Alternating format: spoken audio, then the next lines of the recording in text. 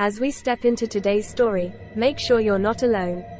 Also, don't miss out on your free stories every Tuesday, Thursday, and Saturday by hitting the like, subscribe, and notification buttons.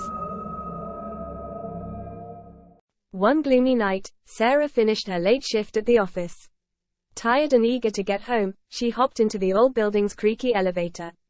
As the doors closed, she noticed a strange chill in the air. The elevator began its descent, but suddenly it stopped between floors. Sarah pressed the buttons, but nothing happened. An eerie silence enveloped the small space. Just when Sarah was about to panic, the lights flickered, and a faint whisper echoed, "Help me." Her heart raced as a cold presence filled the elevator. Terrified, she fumbled for her phone and shone its light around.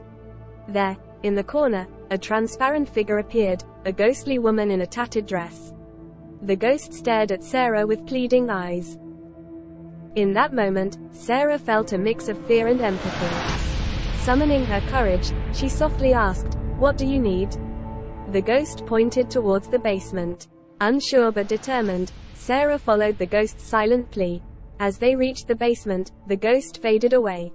Sarah looked around the basement. All she could see were a few cars belonging to some employees who were still working late in their offices. She saw their janitor sweeping the floor. He gave her an eerie look, and Sarah felt frightened. She immediately ran away, wanting to stay away from the creepy janitor. The following night, she worked late again.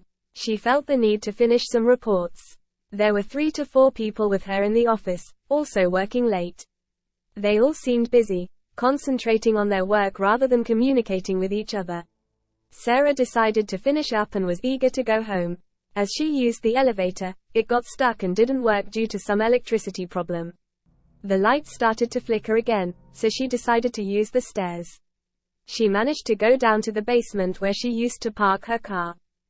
She was looking for her car in the basement but couldn't find it where she used to park. She thought she had gone crazy due to what she experienced the other night, perhaps from tiredness and overworking. She kept looking around, but her car was not there. She felt goosebumps behind her, sensing somebody's presence. As she turned around, she was about to scream when she saw the creepy janitor. He said to her, "Do not be afraid of me. There's nothing to be afraid of. Even if you scream to death, nobody can hear you now." Sarah stepped back and said, "You can't scare me. If you think you can hurt me, I'll fight you back. Don't you dare do anything stupid, or I'll shout and call the police. I saw a woman last night. I know what I saw. I think she wanted me to help her. If you have anything to do with her, then you will have a problem with me because I will do my best to fight you back." The janitor just smiled at Sarah, and she didn't expect what she was about to hear and see. The janitor said, "I can't hurt you, nor can you hurt me. It's too late now. You and I should rest. We both belong to each other. Look at yourself." The janitor pointed out the body lying on the ground. Sarah walked toward the dead body on the ground. Her entire body turned cold as she saw herself, a lifeless body on the floor. She remembered one night when she worked late, walking to the basement to get to her car. Suddenly, someone attacked her from behind. She tried to fight back, and as she saw the attacker, it was their janitor.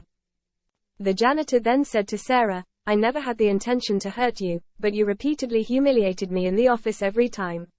I sent you flowers, showing that I care. The employees always laughed at me. You once yelled at me in front of everybody, saying I should find someone at my own level, as an uneducated person like me would never get someone like you. Now, we are both on the same level, and we will always be together. You will always remember every night what happened to you. And yes, I am dead too.